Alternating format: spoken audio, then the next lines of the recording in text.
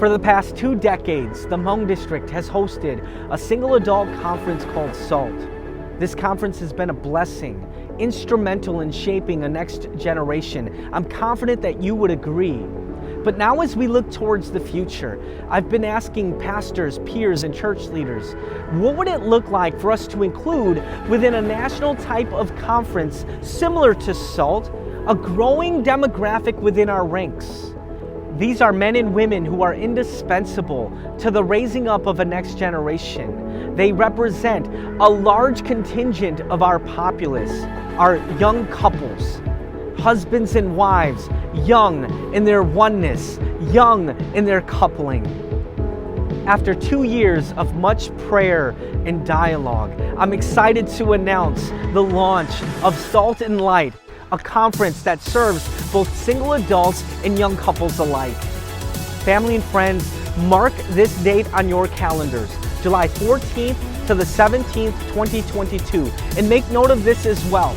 Salt and Light will be held on the West Coast in sunny, warm San Diego, California, on the beautiful campus of San Diego State University, a venue with every facility necessary for us to host a God-honoring, Christ-centered conference. The theme of Salt and Light 2022 is Sojourners, a chosen people. I want you to think about the hundreds and hundreds of sailboats docked behind me. These are vessels that were built to sail the seas, vessels fully equipped to brave rough waters. So too are we, Christ followers, citizens of heaven, temporarily docked on this earth, but meant in many respects to sail the seas, be vessels of truth, be carriers of the gospel on mission. Single adults, 18 plus, and young couples, and we're encouraging you who are married 15 years or less to attend. Don't miss your chance to worship with thousands of your peers from across this nation. We look forward to seeing you in July.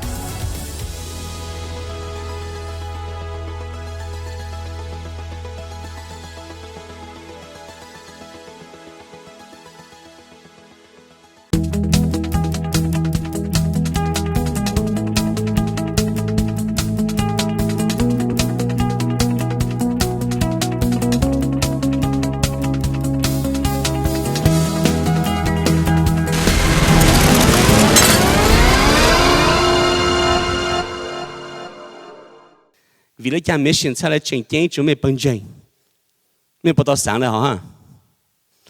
我不但是去找到咖啡 mission is important because 主耶稣降服过被我 right， 望主降服过被到我们唱到这么中叫东灵主望主 so as Christians to be obedient to our Lord's command, mission should be important to us because the Lord commands us to do it right. That is the first and most important thing because mission will bring glory to our God. The second thing is, I believe, as I talk to people, why is mission important? Mission is important because we love the people around us. If Jesus is the only hope of mankind, 主耶稣不是 the only hope of mankind, 没本钱了哈。原来你只么主耶稣你也只么都到是了没本钱了哈。There is no hope for anybody else except through Jesus Christ. Do you believe that? Right. We all believe that, right? If that is really true, huh? And the person next to us don't know Jesus, that means they're not going to make it to heaven. That means that means my child, if he doesn't know Jesus, one day he's going to go to hell. But would that break your heart? No. Well, break me a little heart, huh? Okay? I think that's one of the most scary things to me. I think that is the most scary thing that why and what did I do wrong? Did I do my best to tell my child about Jesus? Or did I just say, it's his life, it's his choice, right? So if we love our kids, because they are our first mission field, the question is, what are we willing to do for just even So one question I always ask churches to see how missional they are, let's see how important mission is to them. I ask the question, what are you willing to do for your children? What are you willing to do for your children?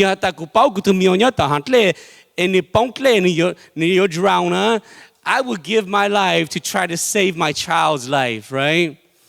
But if I see that my kid is on the way to hell because what am I willing to do for my child? That's the question I want to ask our churches today. What are you willing to do for your kid? Are you willing to do whatever it takes to move them to Jesus? And so thank you, panel, for joining us today for a morning discussion about how do we reach our next gen. But before we even begin to answer this question, how do we reach our next gen, we've got to think about what is the issue, what is the problem. Yeah. And so the first question I want to ask our panel this morning is, why do you think many of our next generation are leaving the Hmong church? For me, I start off with thinking not so much of next gen, but next gen. I myself fall into that category, my age.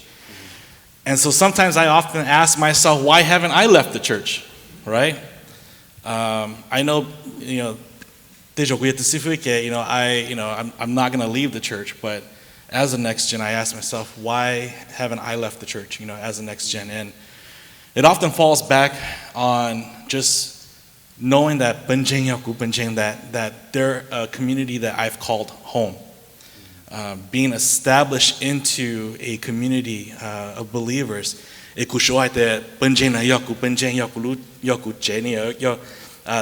I come to them and we've built relationships. And so, but when I look at what's missing today in some churches that with conversations I've had with others, I think it's the intentionality of the church today. I think, one thing that many folks in this generation is yearning to know more, to discover more, is how to grow their faith. And sometimes the church today can't offer that for them. Now, if they are devout Christians and they go to another church, like my heart is, and I'll be honest with you guys, my contentment is that as long as they're going to a church that is preaching the gospel, I'm okay. Let's see, a lot of the times it's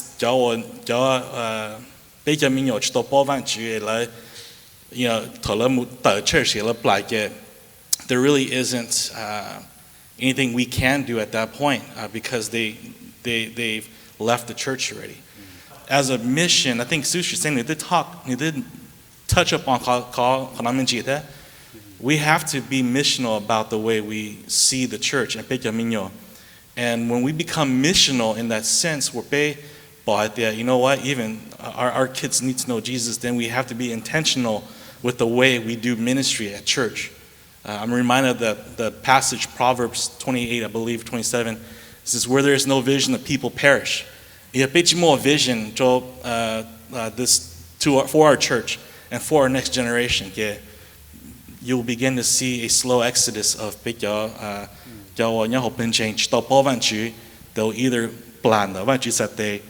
they will go and find another church to worship at. And like I said, if it's the latter, which is finding another church, me as a pastor-in-law, I'm all for that. In this sense, how do we reach them? Just prepare our people well to reach them. Thank you, Sue Albert. Sue Roos. I think one of the problems, if we're just sticking with the problems, why are many of the next gen leaving the Hmong church? It's because they live in an American society, right? And so that ultimately means their major influence is the American society, schools, friends, peers, and peer attachment is something that's very strong.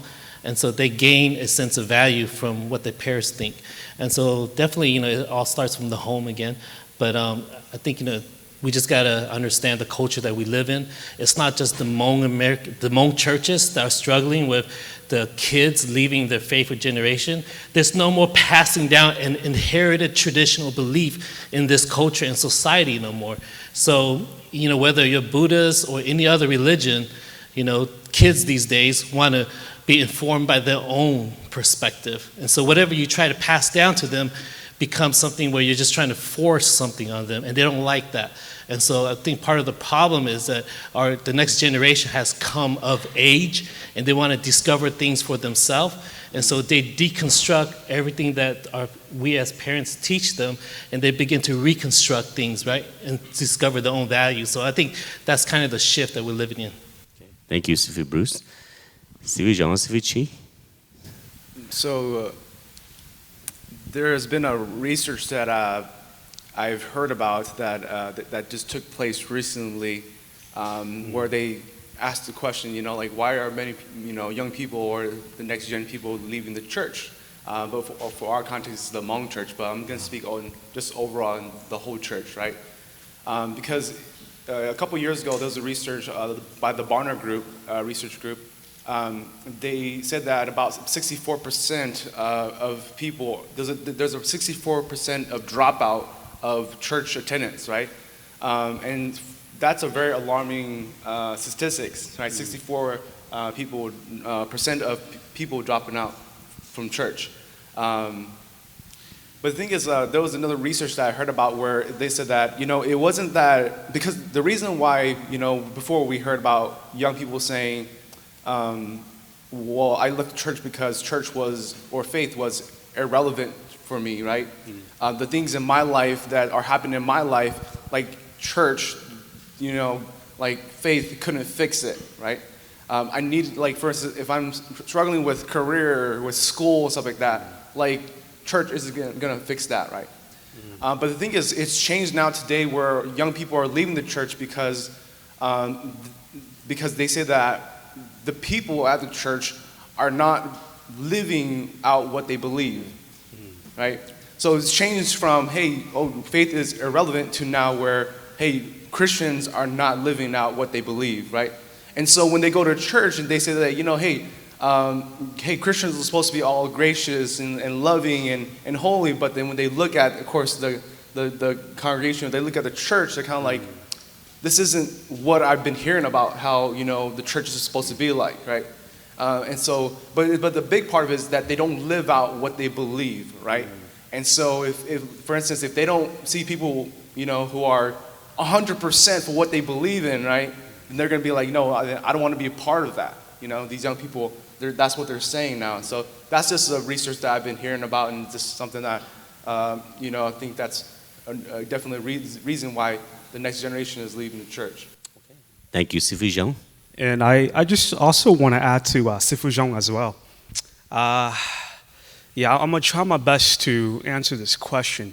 And so I've also done some research as well, why is it that the younger generation are leaving the churches, right? And kind of echoing Pastor Zhang, a lot of the younger generation are leaving because they feel like, the church is irrelevant, there's hypocrisy in the church, and as well as, I think what's really important here is family ministry, right?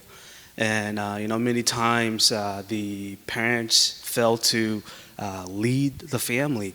And this kind of reminds me of the story of, Moses and Joshua, right? And Joshua, he just doesn't grow up to become a great leader, right? But he sat under the mentorship of Moses. And, if we want to see the next generation rise up to become great godly leaders, we need to, we need mentorship. We need discipleship at home. And I think that's extremely important. And I also see that, why a lot of the younger generation are leaving the churches as well is because, Yeah, they don't understand Hmong as well, and so many times, maybe perhaps the pastor he preached, they're like, man, we come here, we don't understand the message. There's just many reasons why, but these are just some of the things that I could come up with. Another reason why I feel like a lot of the young generation are leaving the churches too is because there are some people who comes to the church and they feel like, hey, maybe perhaps the church is not welcoming, right? And kind of like what Pastor Albert was saying, we need to be intentional about our sheep. We need to be intentional about our church members. Now, this next question might be a little bit tougher. This question says, what is one thing our churches can do to reach the second generation? We're talking about those who are between the age of 25 to 45-year-olds that have left the church. A lot of these are our kids, a lot of our young couples that have left the church. What is one thing that you think our churches can do that can try to reach them for Jesus? Began to meet certain families and couples that, kind of part of a church or kind of left the church and things like that. But I think it's really what you win them with, you keep them with, y'all. And so you give them Jesus, and then, and just like what our DS said, discipleship, know Christ, love Christ, grow in Christ, serve Christ, share Christ. I believe that's a beautiful vision. And they said where there's no vision, people perish. A lot of times the younger generation feels like the only vision that our older generation has is the one that they cherish.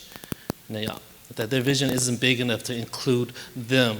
And so I think empowering the next generation alongside with yourself to serve the next generation. King David said, the Bible said he served his generation and then he perished. And so each generation needs a leader or needs to serve their generation as well. And so I think that's where, for us, we're trying to discover what it means to begin to serve our generation as well, along with honoring, a previous generation. Thank you, Sifu Bruce. Pastors, Sifu Albert, what do you think? Well, for me, let me see, what is one thing that our churches can do to reach the second generation that have left the church? I think one simple thing to do, if you still are in communication with them, is reach out to them. Utilize every form of communication. Facebook, Meta, is that what they're doing now? Meta. Mail, right? Directory, give them a call, I know with COVID, maybe visitations might not work unless they're open to it, but send out a letter, say, hey, we missed you guys, how have you guys been doing?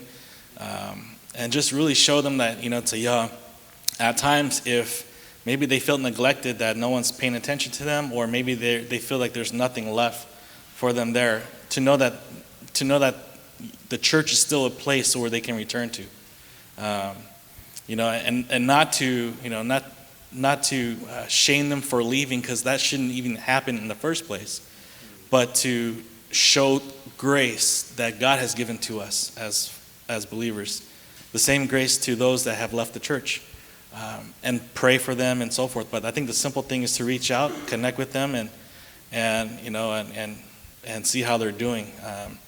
And I think that's one baby step to reaching out to those who have left the church. But again, it goes back to what I mentioned before, really preparing your people who are still at the church, who know these things. I joke around, I was like, as a pastor, I'm the last one to hear anything at the church. Everyone, I'm like, hey guys, and then they're like, oh, we heard that already, Pastor, and so if you already know, it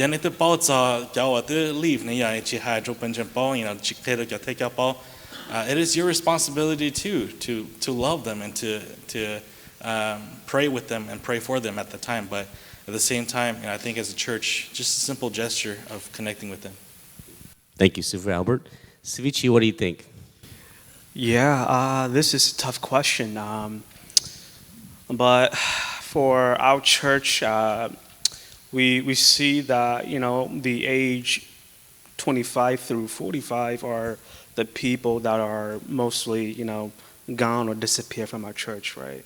And, the thing is, every time a family calls me, right, they need, I don't know, like prayer for, marriage or prayer. Just in general, I would go. And usually these guys are like the, about the age group. And I remembered I went to a wedding, right? I didn't officiate the wedding, but I was just, given just a word of prayer. And afterwards, I talked to the couples, and they're like, "Yeah, my parents, they go to church." I was like, "Yeah, I don't know you, but they're like, hey, you know what? Hey, after today, I will come to church the next week, right?" And I was like, "Okay." And the week came along, and you don't see that family, or you don't see those couples at all, right? And so I'm like, man, I don't know, Lord, I'm doing so much. I feel like, I'm trying my best to reach out. I'm trying my best to, be intentional with these people, but they don't show up to church. Why is it, And again, I believe that, the church, we have to be intentional. We have to be welcoming. And, ultimately, the Lord's been showing me that, like, I'm just, I just need to preach the word, I do what I can. I plant, the seed, and God will do the rest. And so, again, I don't have the answer to, this question, but, we just have to just preach the word, preach the truth. Thank you, Sifuchi. Sifuchi, what do you think? I believe that, of course, one thing that we can do as a church to reach the second generation of people who have left the church is this, because, the thing is this, like, they've left the church, they've left the church, and for you to go and us as the church to go to them and say, hey, come back to church, it's going to be hard for them, right? It's going to be hard for them because they're like, hey, I've left the church, and yeah, okay, I'll show up next Sunday, right? But the thing is, of course, their attendance is not going to be as consistent, right? But the thing is, I believe with this, though, with this question, I believe that this is like where we have to be missional. We have to go. The church has to go. If they're not coming to church, if they've left the church, if they're not in the church, right? And we're talking about, like, when we're going to have church events, church services, and stuff like that, church gatherings, right? They're not there. Well, guess what? Then we have to go to where they're at, right?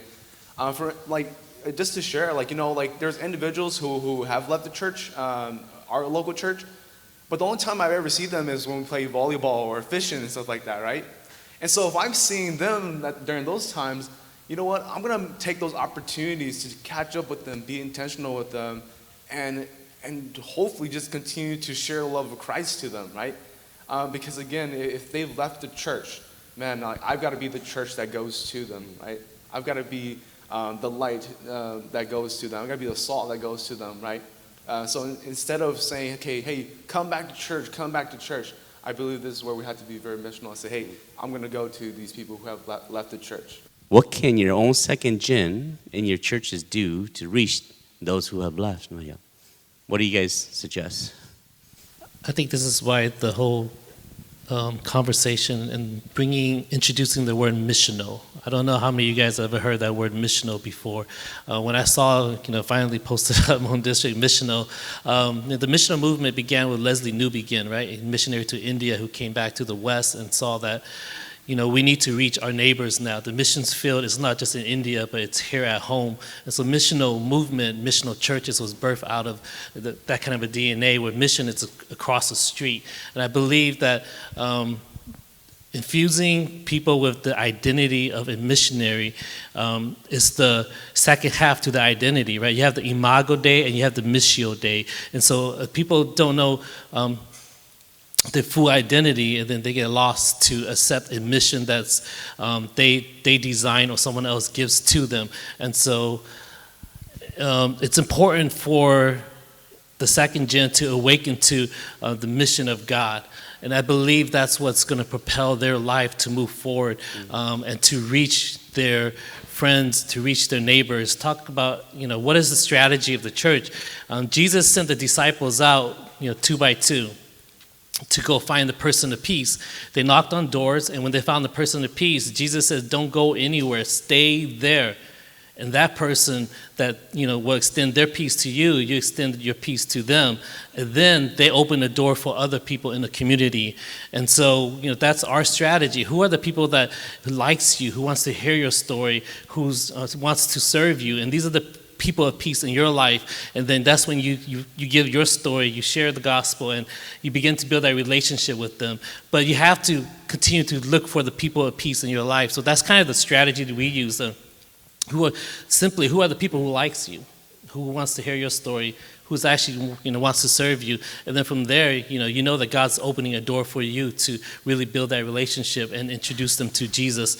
And so that's the strategy we use. It's very simple. If we want to talk about other strategies, we have a lot of things we can say, but in terms of reaching people, that's the strategy. But in terms of what can you do as next gen is really truly search out who you are in Christ and your missional identity in Christ, your gift sets in Christ, and begin to cultivate those. And I believe that will really help you to reach the people of peace in your life.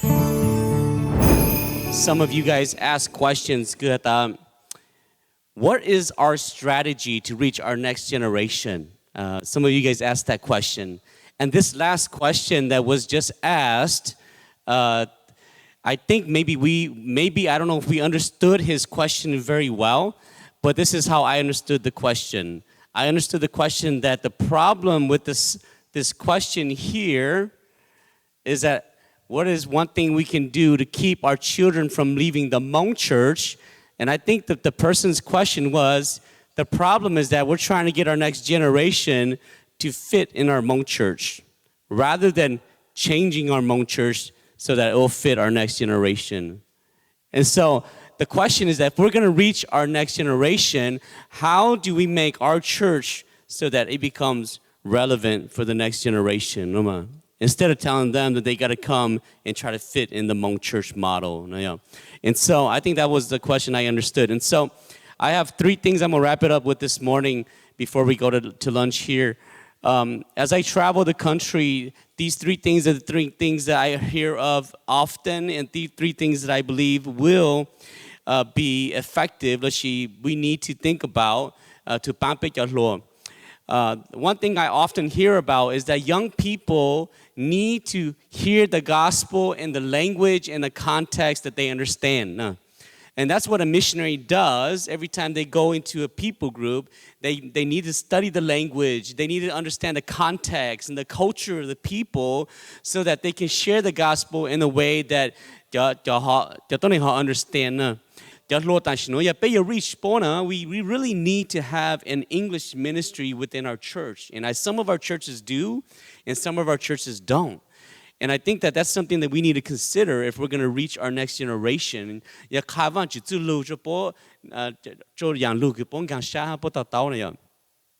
next thing that I see here is that we've got to understand how our people understands love and community. All right, and so bây giờ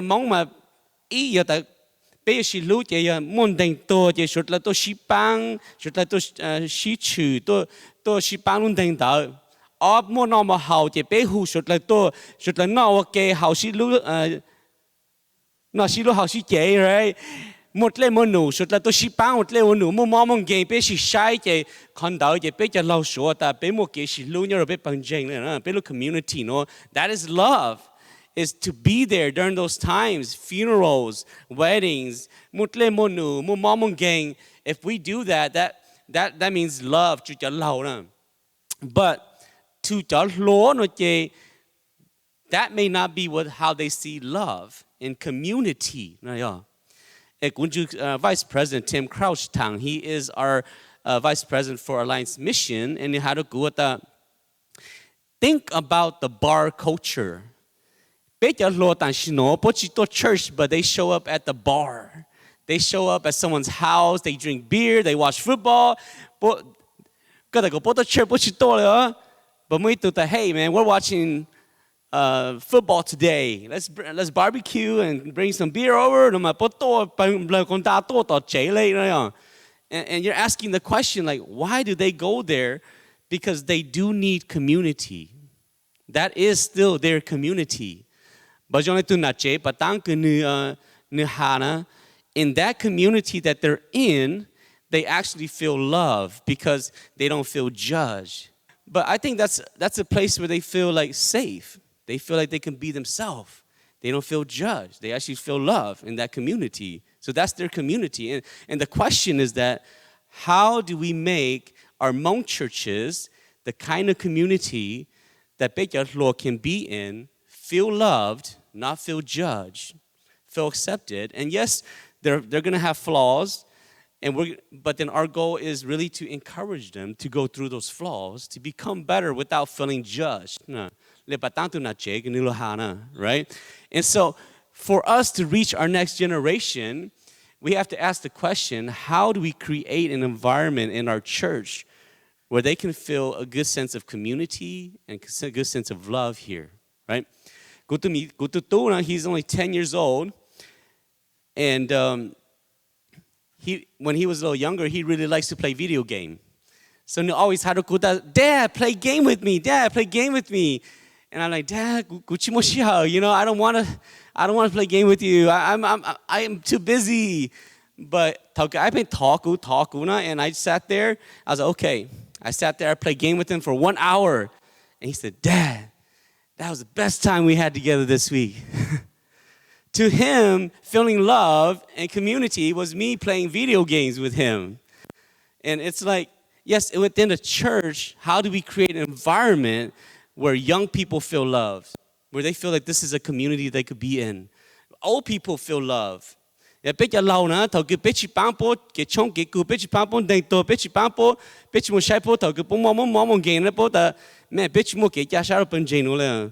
because that's how they feel love, and that's how they see community, right? But then, how do we create an environment in our churches where they feel love and they feel community?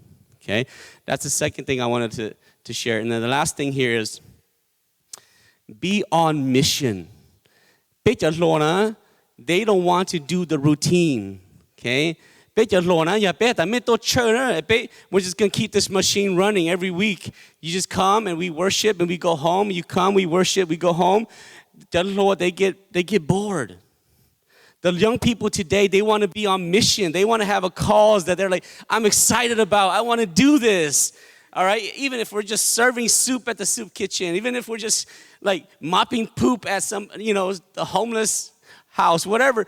If we're doing something that we're on mission, that we could be excited about, then we're on board. But if we're just going to do the routine, okay, we don't want to be part of that. It gets boring to us. And so I encourage churches that when the young people ask you, what is the mission of our church? We need to have a clear mission. We need to be able to explain to them, this is why we exist, and this is what we exist to do. We exist to know Jesus, and we exist to help other people know Jesus. Or whatever your mission is, make it clear to your young people and say, hey, that's what we're passionate about, and everything we do in our church is going to revolve around our mission.